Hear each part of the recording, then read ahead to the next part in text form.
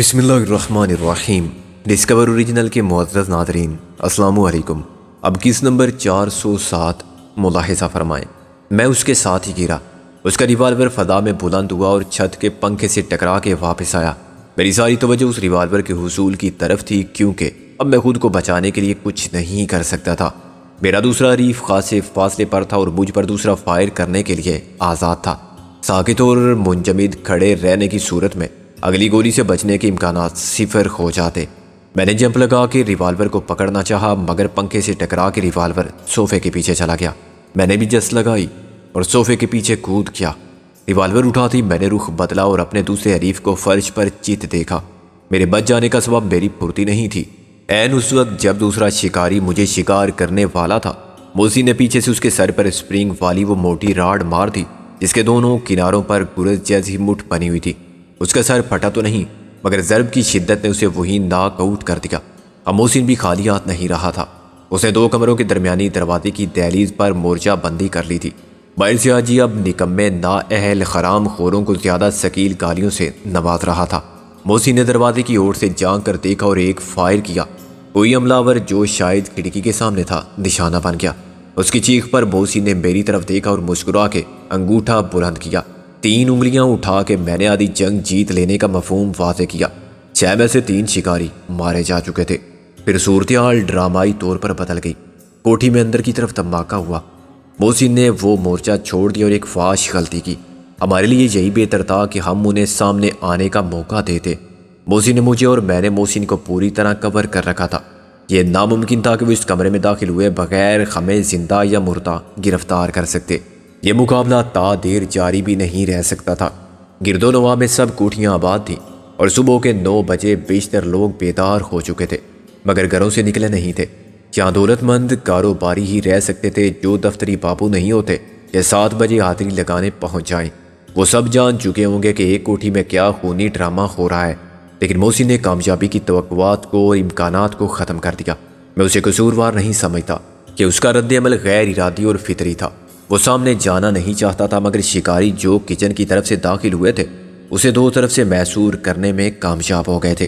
یہ کھلونا نیچے پھینک دو، کسی نے ساتھ والے کمرے میں آ کر کہا۔ تم ہماری گولی کا راستہ روک کے کھڑے ہو، تم مقابلہ نہیں کر سکتے۔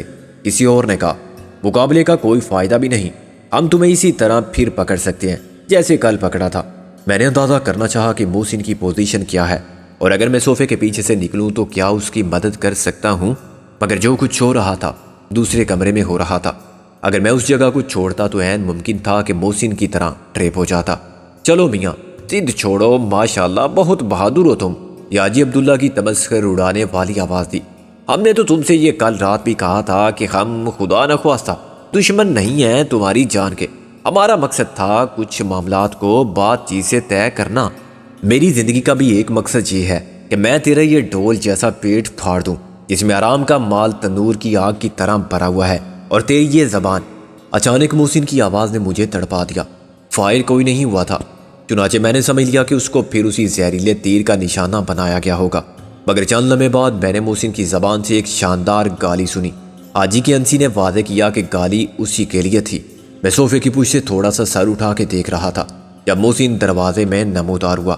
اس کے بالکل پیچھے کوئی کرائے کا گوریلا تھا، جسے محسن کی بغلوں میں ہاتھ ڈال کے اس کے بازوؤں کو اپنی گرفت میں لے لیا تھا، اور اب محسن کو ڈال بنا کے آگے دھکیل رہا تھا۔ محسن کی پیشانی زخمی تھی اور خون کی ایک لکیر اس کے رخسار تک آ گئی تھی۔ چلو اب تم بھی سامنے آ جاؤ میاں شہزادے، حاجی نے مجھے مخاطب کیا۔ ہم تمہیں ایک موقع دیتے ہیں، تم مجھے ایک موقع دو، محسن بولا۔ اس کے بعد محسن نے جو کچھ کہا وہ ناقابل اشاعت ہے۔ محسن دروازے کے فریم میں بے بس کھڑا ہوا تھا۔ جو شخص اس کے پیچھے تھا وہ میرے نشانے سے محفوظ تھا۔ محسن کی متہمت کا اس گوریلے پر کوئی اثر نہیں ہوا۔ جسمانی طاقت میں بھی وہ محسن پر بھاری تھا، اور وہ اس طاقت کی استعمال کا فن بھی جانتا تھا۔ اپنی تمام کوشش کے باوجود نہ محسن خود کو چھڑا سکا اور نہ اسے آگے لا سکا۔ پھر دروازے کی اور سے ایک ہاتھ نمودار ہوا۔ اس ہاتھ میں ایک تیز چمکیلی دار والا خنجر تھا۔ خنجر کی نوک نے عین اس جگہ کو چھوا جہاں سے محسن کا خون رس رہا تھا۔ محسن نے سر کو پیچھے کرنا چاہا، اس کی یہ حرکت خود اس کو مہنگی پڑ جاتی اگر خنجر کی دھار آزمانے والا ہاتھ پیچھے نہ ہوتا۔ کیا تمہیں اس لہو کا نظارہ اچھا لگا؟ تمہارے دوست کا خون تو سفید نہیں ہے، شاید تمہارا خون سفید ہو گیا ہے۔ ہم زیادہ انتظار نہیں کر سکتے برخوردار، تم ہمارا صبر آزما لو، ہم تمہارا حوصلہ دیکھتے ہیں۔ خنجر کی نوک نے ایک دم محسن کی پیشانی پر دوسری جانب خراش ڈال دی۔ زخم گہرا نہیں تھا، مگر کھال کے کٹ جانے سے بھی لہو پھوٹ کر بہنے لگا۔ میں نے بہت کوشش کی کہ ادھر نہ دیکھوں اور دل کو مضبوط رکھوں، لیکن نہ جانے کیوں میرے جسم پر ایک کمزوری سی غالب آنے لگی۔ میری ریڑھ کی ہڈی میں عجیب سی ٹھنڈک اترنے لگی، جس سے میرا بدن کانپنے لگا۔ پسینہ میرے ماتھے پر نمی بن کر نمودار ہوا۔ محسن، میں نے کرا کر کہا، اور صوفے کی پشت کو دونوں ہاتھوں سے تھام کر کھڑا ہو گیا۔ مجھے ایک چکر سا آ گیا اور میں نے سر جھکا کر آنکھیں بند کر لی۔ ریوالور نیچے گر گیا۔ یہ صرف ایک لمحے کی بات تھی، دوسرے لمحے نے مجھے دشمن کا اسیر کر دیا۔ انہوں نے مجھے اسی طرح گرفت میں لے لیا جیسے گزشتہ شب لیا تھا۔ اس بار انہوں نے زہر میں بجھا ہوا تیر استعمال نہیں کیا۔ انہوں نے میری آواز کو لہو کے رنگ سے شکست دی تھی۔ وہ جانتے تھے کہ یہی وہ انمول لہو ہے جس کے ہر قطرے کو میں اپنی زندگی کے 22 سال سے عزیز تر جانتا ہوں۔ چند گھنٹوں کے فرق سے حالات کا سلسلہ وہیں سے شروع ہوا جہاں سے ستم ظریف تقدیر کی رخنہ اندازی کے باعث ٹوٹا تھا۔ جیسے چلتے چلتے فلم ٹوٹ جاتی ہے۔ آزادی کا اور خوش فہمیوں کا طلسم یہ وقفہ 8-10 گھنٹے سے زیادہ نہ تھا۔ اگر ہم چاہتے تو اس مہلت سے بھرپور فائدہ اٹھاتے، اور ہم یہ جانتے تھے کہ شکاری گھات میں ہے۔ اس کے باوجود ہم نے اس جگہ اپنے قیام کو بے سبب طول دیا۔ ہم پر لازم تھا کہ جیسے ہی جسم کی کارکردگی اطمینان بخش ہوئی تھی، ہم یہاں سے فرار ہو جاتے۔ چائے، ناشتہ اور ڈاکٹر سے گفتگو کرنے میں جو وقت ضائع ہوا وہ ہمیں تحفظ کی سرحد تک پہنچا سکتا تھا۔ اس مائکرو بس میں مجھے اور محسن کو الگ الگ بٹھا دیا گیا۔ جب گاڑی روانہ ہو رہی تھی تو میں نے ڈاکٹر کو دوڑ کر گھر سے باہر آتے اور اس دیوار کو پھاندتے دیکھا جو اس کی کوٹھی کو ساتھ والی کوٹھی سے جدا کرتی تھی۔ حاجی کے ایک محافظ نے ریوالور اٹھایا ہی تھا کہ حاجی نے اسے ہاتھ کے اشارے سے روک دیا۔ اب کوئی ضرورت نہیں، پونے ناحق ہمارا شیوا نہیں ہے، وہ پولیس کو فون کرے گا۔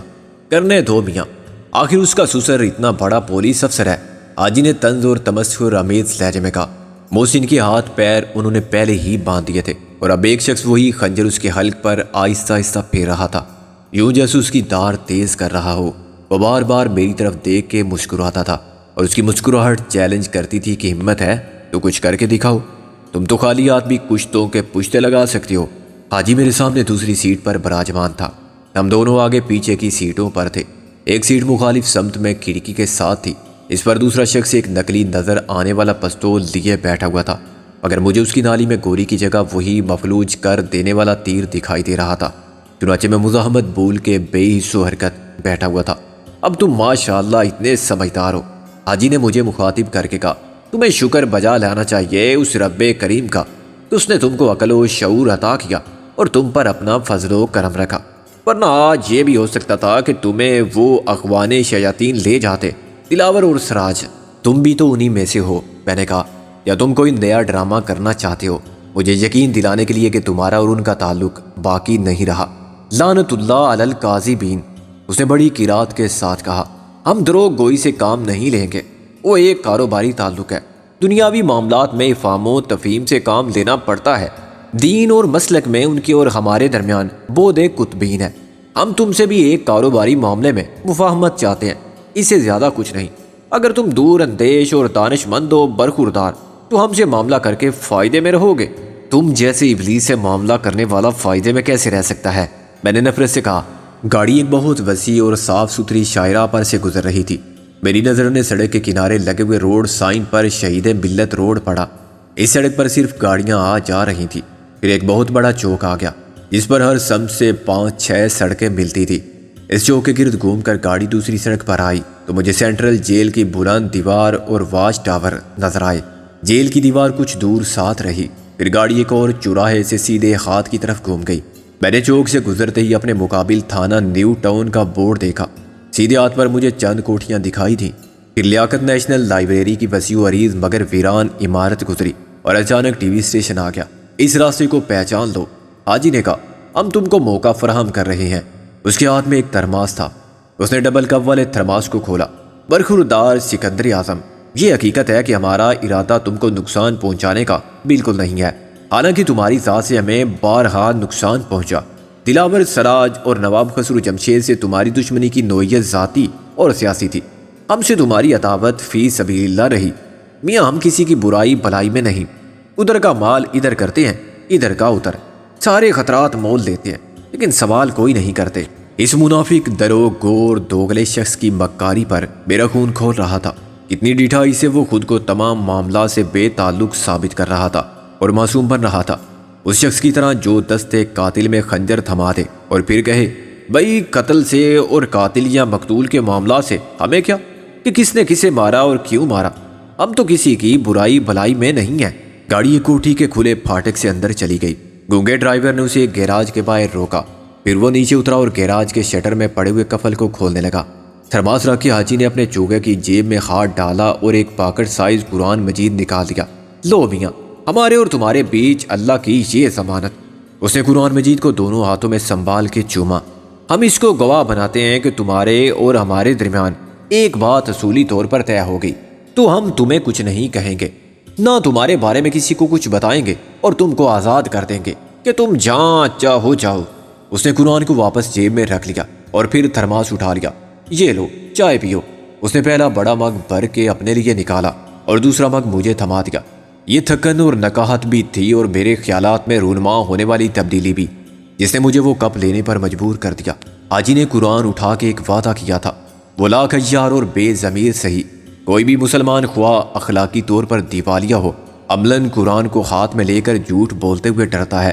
میں یہ بھی جاننا چاہتا تھا کہ حاجی کس معاملے پر بات کرنے کا خواہش مند ہے۔ عقل کا تقاضا تھا کہ میں اس کی بات ضرور سنوں۔ بات کو ماننے یا مسترد کرنے کا اختیار کلی طور پر میرا اپنا تھا۔ اس طرح مجھے مہلت بھی مل رہی تھی اور وقت بھی میری سب سے بڑی ضرورت تھا۔ وقت مل جائے تو میں کچھ سوچ سکتا تھا، کچھ کر سکتا تھا۔ بات بہت مختصر اور واضح ہے برخوردار۔ ہمیں یہ معلوم ہوا ہے کہ تم نے اور تمہارے ساتھیوں نے اسلحہ سمجھ کے سونے سے بھرے ہوئے ٹرک کو سمندر میں غرق کر دیا ہے۔ چودھری دلاور بھی تم سے یہ معلوم کرنے میں ناکام رہا کہ سونا کہاں ہے۔ تم ہمیں وہ جگہ بتا دو، اگر سونا وہاں سے مل گیا تو ہم تمہیں اس بات کی ضمانت دیں گے کہ تمہیں اور تمہارے دوست محسن کو بحفاظت کہیں بھی پہنچا دیا جائے۔ ہم جو الف اٹھا چکے ہیں اس پر قائم رہیں گے، بشرطے کہ تم ہمارے ساتھ دغا نہ کرو۔ گونگے نے گیراج کا شٹر اوپر اٹھا دیا تھا۔ وہ مائکرو بس کو سیدھا اندر لے گیا۔ گیراج کی لمبائی اتنی تھی کہ اس میں 2 گاڑیاں آگے پیچھے کھڑی کی جا سکتی تھی، دوسری گاڑی پہلے ہی اس میں موجود تھی۔ مائکرو بس کو پیچھے لگا کے گونگا پھر اترا اور اس نے شٹر گرا کے کفل اندر کی جانب لگا دیا۔ گیراج کے اندر 2 ٹیوب لائٹس نہ ہوتی تو اندر اندھیرا ہو جاتا۔ حاجی نے چائے ختم کر لی تھی لیکن وہ بدستور اپنی جگہ پر بیٹھا ہوا تھا۔ اس کے محافظ کتے یا پالتو کتے بھی پوری طرح مستعد تھے۔ یہ اہتمام صاف ظاہر کرتا تھا کہ مائکرو بس کو اسی گیراج میں چھوڑ دیا جائے گا، یا سے کراچی کی ساری پولیس مل کے بھی اسے تلاش نہ کر سکے گی۔ آگے ہم جہاں بھی جائیں گے دوسری شیورلیٹ امپالا کار میں جائیں گے۔ حاجی کے حکم پر محسن کے زخموں کی مرہم پٹی بھی کر دی گئی تھی اور اس کے ہاتھ پیر بھی کھول دیے گئے تھے۔ محسن کو انہوں نے مجھ پر غلبہ حاصل کرنے کے لیے استعمال کیا تھا، بالکل اسی طرح جیسے کوئی ماں پر قابو پانے کے لیے اس کے کمزور شیرخوار بچے کو قبضے میں لے کر۔ میرے مقابلے میں محسن اس لیے کمزور تھا کہ وہ خالی ہاتھوں سے اپنا دفاع کرنا نہیں چاہتا تھا، اور میرے خالی ہاتھ اس لیے بے مصرف ہو گئے تھے کہ محسن میری جذباتی کمزوری تھا۔ میں نے چائے کا خالی مگ حاجی کے سامنے رکھ دیا۔ فیصلہ میں فوراً بھی سنا سکتا تھا، مگر میں نے ظاہر کیا کہ ابھی میں سوچ رہا ہوں۔ حاجی نے مجھے اس کا موقع فراہم کیا اور میرے خالی کیے ہوئے کپ میں تھرماس کی بچی ہوئی چائے انڈیل کر محسن کی طرف بڑھا دی۔ پھر اس نے مجھے سگریٹ اور لائٹر پیش کیے۔ یہ کوئی بڑی قیمت نہیں ہوگی تمہاری زندگی اور آزادی کی، حاجی نے اپنی کامیابی کے امکانات روشن دیکھتے ہوئے کہا۔ یہ بات ہمارے اور تمہارے سوا کسی کو معلوم نہیں ہوگی، دلاور کو بھی نہیں۔ دلاور کو بھی نہیں؟ میں نے سگریٹ کی پیشکش کو مسترد کرتے ہوئے کہا۔ مجھے اندیشہ تھا کہ اس میں کوئی نشہ آور چیز نہ ڈال دی گئی ہو۔ چائے تو حاجی نے اسی تھرماس میں سے خود بھی ہمارے ساتھ پی تھی۔ ہم سیدھی صاف بات سننا چاہتے ہیں، وہ بولا۔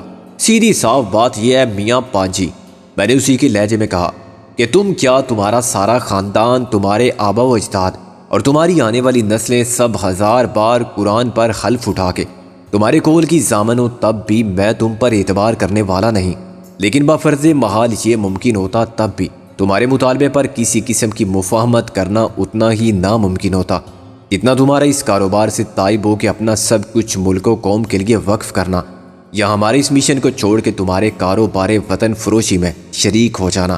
حاجی کا چہرہ خفت غصے سے سرخ ہو گیا۔ ہم جانتے تھے میاں کہ تم ہو کتے کی دم۔ ہم نے کب کہا تھا کہ تم وہ سب چھوڑ دو جو تم کر رہے ہو؟ اس سودے کی کسی کو کانوں کان خبر نہ ہوتی، تم ہمیں صرف وہ جگہ دکھا دیتے۔ حاجی تم واقعی چالاک احمق ہو۔ میں نے کہا کیا تم واقعی ہم سے یہ توقع رکھتے تھے کہ ہم وہ سونا تمہارے حوالے کر دیں گے اور اس کے بدلے تم سے اپنی زندگی کا سودا کریں گے؟ ہماری تو ایک جان ہے، اس سونے کی ہلاکت خیزی کسی ایٹم بم سے بھی زیادہ ہے۔ وہ سونا تمہارے ذریعے علیحدگی پسندوں، باغیوں اور تخریب کاروں تک پہنچے گا تو اس سے ہزاروں نہتے بے گناہ اور محب وطن پاکستانی نوجوانوں، عورتوں، بچوں کے لیے موت کا سامان بن جائے گا۔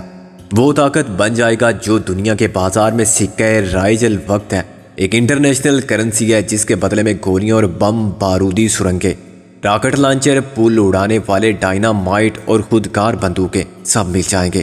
یہ کیسے ممکن ہے کہ میں اپنے ہی ہم وطنوں کی موت کا یہ بلینک چیک تمہارے حوالے کر دوں؟ ان کو بچانے کی جد و جہد چھوڑ کے میں ان کے بے گناہ لہو کی تجارت کرنے لگوں؟ حاجی نے میرے منہ پر الٹے ہاتھ کا چانٹا مارا۔ بدبخت، ابھی تیرے جذبات کی سرکشی باقی ہے۔ یہ ٹھیک ہے کہ ہم نے ایک جھوٹا وعدہ کیا تھا۔ بلون حاجی، میں نے اس کے منہ پر تھوک دیا۔ اللہ کی پاک کتاب کو تو بخش دیتا۔ اس نے کندھے پر پڑے ہوئے سبز رومال سے چہرہ صاف کیا اور بولا، کس کافر نے قرآن پر حلف اٹھایا تھا؟ یہ دیکھ، یہی تھی نا وہ کتاب۔ اس نے جیب میں ہاتھ ڈال کے وہی کتاب نکالی جس کو میں نے قرآن مجید مان لیا تھا۔ وہ در حقیقت گہرے سبز رنگ کی جلد والی ایک ڈائری تھی جس کے اوپر سنہرے حروف میں عربی رسم الخط میں ناشر کا نام لکھا ہوا تھا۔ 1000 بار لعنت ہو تم پر کہ تم نے اس پاک کتاب کے نام پر دنیا کے سامنے 1000 بار حلف اٹھایا، اسے اپنا اعتبار قائم کرنے کے لیے استعمال کیا اور بدعہدی کرنے کے بعد خود کو یہ دھوکہ دیا کہ تم نے کوئی گناہ نہیں کیا۔ میں نے ڈائری اس کے منہ پر کھینچ ماری۔ محسن بالکل خاموش تھا، شاید اسے شدت سے یہ احساس تھا کہ اسی کی وجہ سے میں ہتھیار ڈالنے پر مجبور ہوا اور یہ اسی کی کمزوری تھی جو میری کمزوری بنی ہوئی ہے۔ اچانک مجھے یوں لگا جیسے ٹیوب لائٹس کی روشنی مدھم پڑ گئی ہے، اندھیرے میں ہر چیز دھندلا گئی۔ میں نے سر کو جھٹکا، روشنی ذرا سی دیر کے لیے پھر آئی۔ میں نے حاجی کے خباثت سے مسکراتے چہرے کو دیکھا۔ وہ چہرہ ساکت نہیں تھا، آہستہ آہستہ ایک دائرے میں حرکت کرنے لگا تھا۔ پھر ایک چہرے کے کئی چہرے بن گئے، سب اس دائرے میں گھومنے لگے۔ میں آگے جھکا اور میرے کانوں نے حاجی کا مکروہ کہکا سنا۔ میں نے سر اٹھانا چاہا مگر سر کسی چٹان کی طرح بھاری تھا جو مجھے نیچے کھینچ رہی تھی۔ میرے ذہن میں آنے والا آخری خیال یہ تھا کہ حاجی نے دوبارہ مجھے زہر دے دیا ہے اور یہ زہر یقیناً چائے میں تھا۔ بے شک اس نے میرے لیے اسی تھرماس میں سے چائے اونڈیلی تھی مگر کپ جدا تھے اور زہر شاید میرے والے کپ کی سطح پر تھا جو چائے میں حل ہو گیا تھا۔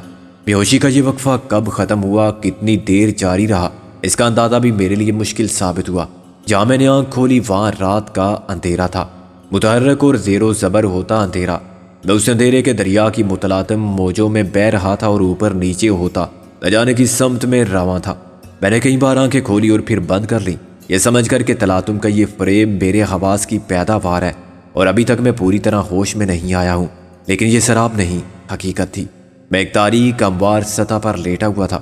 گپ اندھیرے میں میری نگاہ کچھ نہیں دیکھ سکتی تھی، لیکن اس میں شک کی کوئی بات نہ تھی کہ میں کسی بحری جہاز پر یا لانچ پر ہوں جو سمندر میں رواں ہے۔ میں نے آہستہ سے محسن کو پکارا، محسن، مگر جواب صرف میری خاموشی نے دیا۔ یہ عجیب بات تھی کہ سمندر میں ہونے کے باوجود سمندر کی آواز سننے سے میں قاصر تھا، اور وہ شور بھی مقفود تھا جو کسی لانچ یا بحری جہاز کے انجن سے پیدا ہوتا ہے۔ فرش پر ہاتھ پھیلا کے میں نے اندازہ کرنا چاہا کہ اس قید خانے میں محسن ہے یا نہیں۔ یہ بھی تو ہو سکتا تھا کہ اس کی بے ہوشی ابھی باقی ہو۔ آہستہ آہستہ میں نے گھٹنوں کے بل چلتے ہوئے ہاتھوں کو اندھیرے میں پھیلاتے ہوئے اپنے زندہ کی وسعت کو دیکھا۔ پھر مجھے یہ احساس بھی ہوا کہ میرے جسم پر کوئی لباس نہیں، اس کمرے یا کیبن میں میرے سوا کچھ بھی نہیں تھا۔ اس کی چاروں دیواریں سپاٹ تھیں اور ایک دیوار سے دوسری دیوار تک میرے اندازے کے مطابق 8-9 فٹ کا فاصلہ تھا۔ ڈھولتے ہوئے فرش کی سطح پر کھڑا ہونا آسان نہ تھا مگر میں نے ایک دیوار کو تھام لیا اور اپنا ہاتھ سر سے اوپر اٹھایا۔ چھت بھی میری دسترس میں تھی، فرش سے 8-9 فٹ اوپر، لیکن عجیب بات یہ تھی کہ لکڑی کی اس کیبن کی چھت شیشے جیسی تھی۔ اس کی چاروں دیواروں پر پلائی ووڈ کے پینل تھے، لمبی افقی لکیروں والے۔ اس کا فرش بھی لکڑی کا تھا۔ عموماً لانچوں اور بحری جہازوں میں لوہے سے زیادہ لکڑی کا استعمال کیا جاتا ہے، خصوصاً اندرونی حصوں کی دیواروں کو موسمی اثرات سے محفوظ رکھنے کے لیے۔ پرانی سال خوردہ سمندر کے پانی کی برداشت کر جانے والی لکڑی جو نمی کے زنک اور دیمک وغیرہ سے متاثر نہیں ہوتی اور لوہے کے مقابلے میں ہلکی بھی ہوتی ہے۔ محسن اس قید خانے میں میرے ساتھ نہیں تھا۔ اسے علیحدہ رکھنے کی مصلحت وہی جانے جو ہمیں یہاں لائے تھے اور اب نہ جانے کہاں لے جا رہے تھے۔ ایک لمحے کے لیے مجھے یہ خیال بھی آیا کہ کہیں یہ ایس ایس کرانتی تھرڈ تو نہیں، ناممکن تو کچھ بھی نہیں تھا، لیکن میں حاجی عبداللہ کے مطالبے کو ذہن میں رکھ کر یہ سوچ رہا تھا تو یہ بات سمجھ میں نہیں آتی تھی۔ ہم نے سونے سے بھرا ہوا ایک ٹرک کورنگی کرہ کے قریب سمندر میں غرق کیا تھا اور اس صدمے نے دلاور کو تقریباً پاگل کر دیا تھا۔ اس نے کہا تھا کہ وہ دیوالیہ ہو جائے گا۔ اب حاجی عبداللہ اپنے طور پر اس سونے کی بازیابی چاہتا تھا اور اس کے لیے وہ کسی نہ کسی طرح ہمارا سراغ لگانے میں بھی کامیاب ہو گیا تھا۔ ہمارے اعتماد حاصل کرنے کی ایک کوشش میں ناکامی کے بعد وہ حوصلہ نہیں آ رہا تھا۔ اتنا بڑا کھیل وہ اتنی جلدی کیسے ختم کر دیتا؟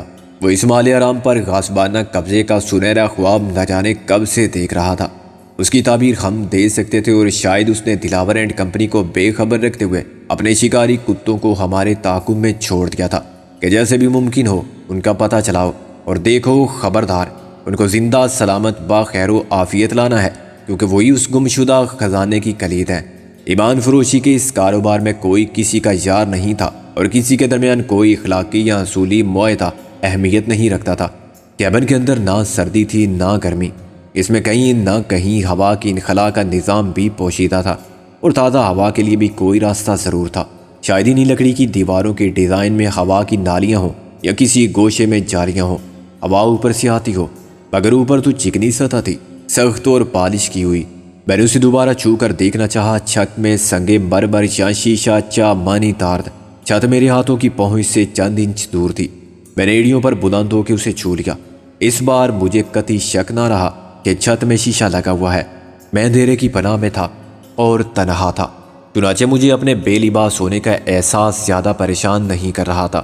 یہ ہمیشہ سے اسیر رکھنے والوں کا وتیرہ رہا ہے کہ اسیروں کو خود اپنی نظر سے گرا دو، ان کو جسمانی اذیت سے زیادہ ذہنی عذاب دو اور ان کو نفسیاتی طور پر شکست کے احساس سے دو چار رکھو۔ لباس ہر مہذب آدمی کے لیے عزت نفس کا آئینہ دار ہوتا ہے۔ وہ لباس سے بھی اپنی شخصیت کا اظہار کرتا ہے اور اس کی ذات کی تکمیل لباس کے بغیر نہیں ہوتی۔ وہ اکیلے میں بھی خود کو ادھورا سمجھتا ہے۔ محفل میں یا سرے بازار تو اس سے زیادہ ذلت کا تصور ہی نہیں کہ 20ویں صدی کے معاشرے میں انسانوں کو کسی جانور کی طرح پیش کر دیا جائے۔ یہی وجہ تھی کہ جب اس کیبن میں اچانک روشنی نے یلغار کی تو میں چونک پڑا اور پھر ایسے سمٹ گیا جیسے کسی نے میرے غسل کے دوران میں لات مار کے غسل خانے کا دروازہ توڑ دیا ہو۔ میں بے اختیار گھٹنوں میں سر دے کر اور دیوار سے ٹیک لگا کر بیٹھ گیا۔ روشنی اوپر سے اتری تھی، اسی شیشے کی چھت سے جسے میں نے محض چھت سمجھا تھا، اب وہ روشنی کا ایک مستطیل بن گئی تھی۔ آہستہ آہستہ میں نے سر اوپر اٹھا کر دیکھا۔ ایک لمحے کے لیے میری آنکھوں کے سامنے کوندا سا لپکا اور مجھے یوں محسوس ہوا جیسے بہت زیادہ قوت رکھنے والی بجلی کا جھٹکا میرے دماغ کو مفلوج کر گیا ہے۔ شاید پاگل خانے میں ان ذہنی مریضوں کو ایسی اذیت ہوتی ہوگی جن کو سزا یا علاج کے لیے بجلی سے دماغی جھٹکے دیے جاتے ہیں۔ ڈرتے ڈرتے میں نے پھر آنکھیں کھولی اور اس بار خوف اور دہشت کے ساتھ شدت جذبات کی دیوانگی نے مجھے مغلوب کر لیا۔ میں دیوانہ وار چلایا، رابعہ! شیشے کی شفاف روشن چھت کے اوپر ایک اتنے ہی بڑے کمرے میں رابعہ کرسی پر بیٹھی ہوئی تھی۔ اس کے سامنے بیڈ تھا اور دائیں جانب مختصر سی سنگار میز۔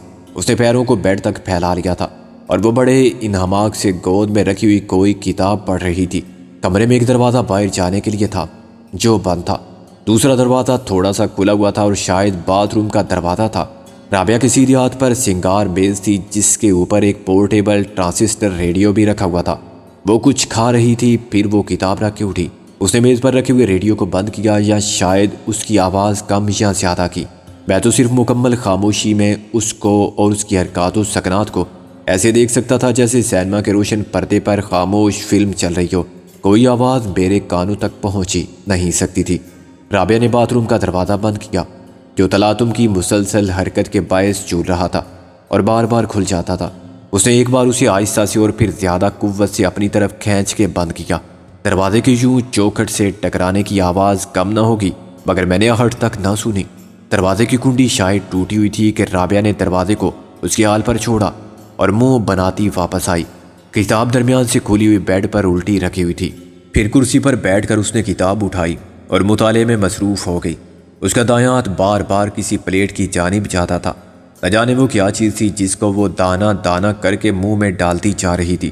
میں گردن اٹھائے محویت اور بے خودی کے عالم میں اسے گھورتا رہا۔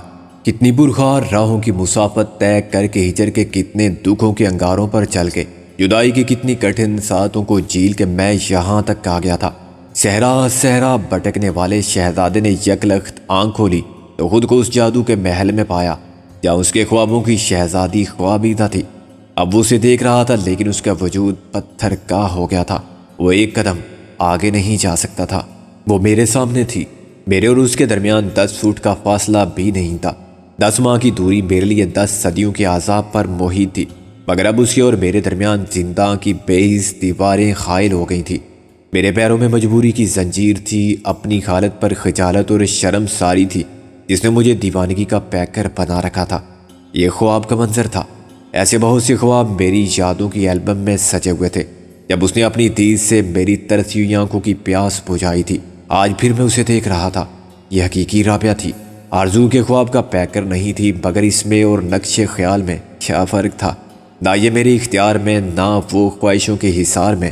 میں صرف اس کے قرب کی آرزو کر سکتا تھا، اسے چھونا، اس کے وجود کی مہک کو سمیٹنا، اس کے پیار کی ٹھنڈک میں ڈوب کے اس کی آگ کو سرد کرنا جو میرے تن کے ویرانے میں بھڑک رہی تھی، ناممکن تھا۔